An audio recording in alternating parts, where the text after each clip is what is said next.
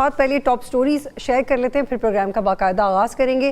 Are یا پار، کیونکہ آج ایک بہت بڑی ڈیولپمنٹ ہوئی ہے. پارلیمنٹ اور عدلیہ کی لڑائی کس حد تک جائے گی جو ہم سب امیجن کریں، کیا اس حد تک بھی جا سکتی ہے؟ حماد اظہر بمقابلہ شہریار آفریدی، تحریک انصاف میں نئی لڑائی ہو رہی ہے. اور عمران خان نے آج ایک نئی ٹون اختیار کی صحافیوں سے بات کرتے ہوئے.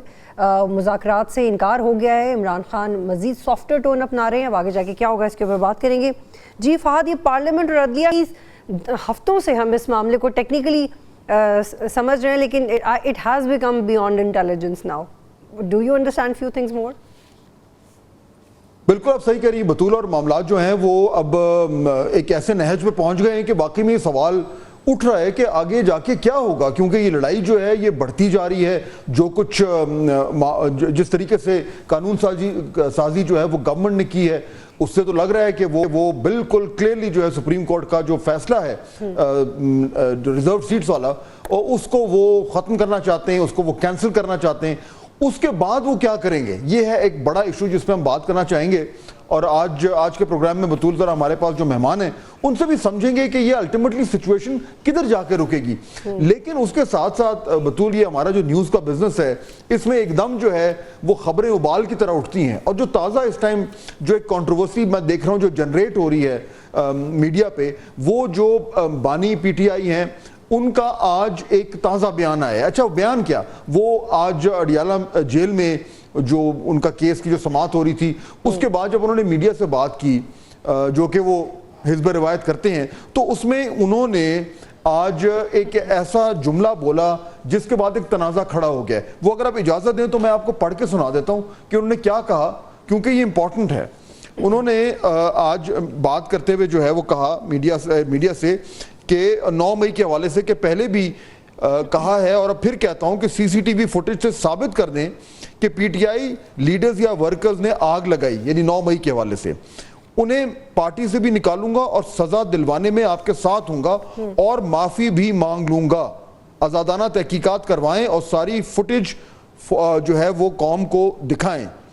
لیکن آپ تو خود ہی پروسیکیوٹر اور جوری بن گئے ہیں جو قابل قبول نہیں ہے. اچھا اب اس میں بطول جو نئی چیز ہے نا، جو ان کا مطالبہ ہے، یہ تو پہلے بھی وہ کرتے رہے، وہ کہتے رہے کہ جی فوٹیج جو ہے، فوٹیج کہاں ہے سی سی ٹی وی کی، اور یہ کہ ہمارے لوگ تو اس میں انوالو نہیں تھے. آج جو نئی بات کی ہے جس کے اوپر ایک ایشو کھڑا ہو گیا ہے، انہوں نے کہا کہ جی اگر یہ ثابت ہوتا ہے کہ میرے پارٹی کے لوگ جو ہے وہ پرتشدد واقعات میں شامل تھے، یعنی کہ توڑ پھوڑ میں، آگ لگانے میں، تو پھر میں معافی مانگ لوں گا. اب اس کو اس طریقے سے پریزنٹ کیا جا رہا ہے جو کہ ظاہر بات ہے بنتا ہے کہ انہوں نے مشروط معافی مانگنے کا اظہار کیا ہے. لیکن فاطمہ اس سے پہلے کہ مزید ہم آگے بڑھیں، تمام چینلز پہ چل رہی ہے، کیونکہ تمام رپورٹرز موجود تھے. جی اس سے پہلے کہ مزید آگے پڑھیں تو جو چیدہ نکات ہیں اس خبر کی، اگر وہ ہم پہلے شیئر کر دیں اور اس کے اوپر پھر آپ اپنا تجزیہ دیجیے گا. یہ میں اس کا خبر خلاصہ پیش کرتی ہوں، اور پھر ایک اور بھی خبر ہے جس کے اوپر شارٹلی ہم ویور کے سامنے کمنٹ کریں گے. پاکستان تحریک انصاف نے الیکشن ایکٹ سپریم کورٹ میں چیلنج کر دیا. آرٹیکل 184(3) کی درخواست سپریم کورٹ میں دائر کی گئی. درخواست میں وفاق اور الیکشن کمیشن کو فریق بنایا گیا. موقف اختیار کیا گیا کہ تحریک انصاف مخصوص نشستوں کی فہرستیں الیکشن کمیشن میں جمع کروا چکی ہے.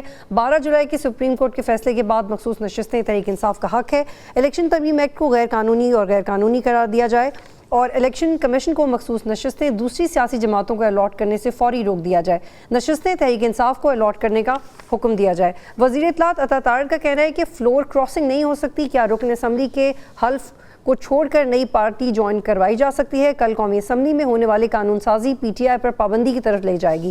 حکومت کے متوقع اقدام کو دیکھا جائے تو اگر صدر زرداری اس ترمیمی بل پر دستخط کرتے ہیں اور یہ لاء بن جاتا ہے تو پھر سپریم کورٹ کا فیصلہ کالعدم ہو سکتا ہے. یوں الیکشن کمیشن نے قومی اور صوبائی اسمبلی کی جو 77 مخصوص نشستیں معطل کی تھیں وہ بحال ہو سکتی ہیں. عام تاثر یہ جا رہا ہے کہ حکومت کے پاس 2/3 اکثریت آ سکتی ہے. حکومت اس دوران آئینی ترمیم بھی کر سکتی ہے. پھر چیف جسٹس کی توسیع کا راستہ بھی ہموار ہو سکتا ہے. جی فات صاحب.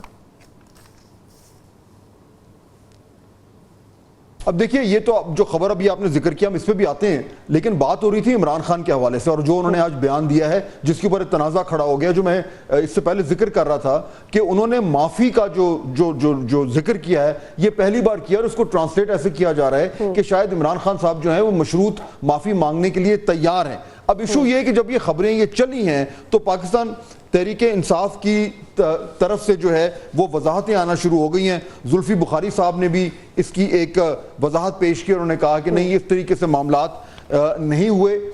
یہ جو کنٹروورسی ہے اس کو سیٹل کرنے کا یہ طریقہ ہے بطول کہ وہ لوگ جو عمران خان صاحب کے ساتھ موجود تھے ان سے پوچھا جائے, اور انہی میں شامل تھے ہمارے رپورٹر ہیں نمائندے سجاد چودھری. تو ان سے ذرا پوچھ لیتے ہیں کہ یہ ایگزیکٹلی خان صاحب نے کہا کیا تھا. جی سجاد السلام علیکم. جی سر وعلیکم السلام سر.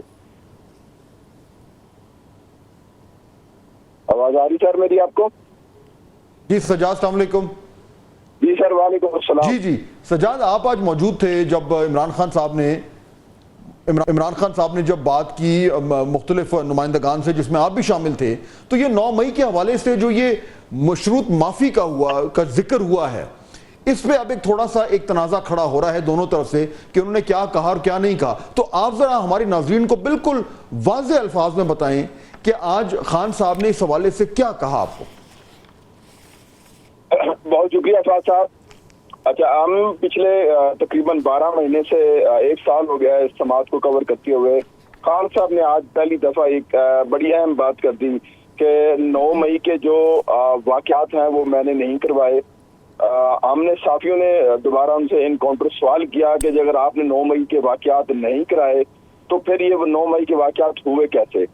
انہوں نے آگے سے یہ کہا کہ جو 9 مئی کی جو CCTV کیمرے کی جو فوٹیجز ہیں وہ اگر نکالا جائے, ان کیمروں کے اندر اگر میرا کوئی بھی ورکر نظر آ جائے, PTI کا کوئی بھی ورکر نظر آئے, وہ اگر نظر آتا ہے تو میں آپ کو ساری قوم سے معافی مانگنے کے لیے تیار ہوں اور ان کو سزا بھی دلاؤں گا اور ان کو پارٹی سے بھی نکالوں گا, اور جتنا میرے سے ہو سکا میں ان جو ورکر میرے ہیں, بس شرط یہ ہے کہ وہ میرے ورکر ہوں, وہ جلاؤ گراؤ کر رہے ہوں تو میں ان کو نکالنے کے لیے تیار ہوں, ان کو سزا دلانے کے لیے تیار ہوں, ان کے خلاف FIR دلانے کے لیے بھی تیار ہوں اگر میرے ورکر ثابت ہو جاتے ہیں.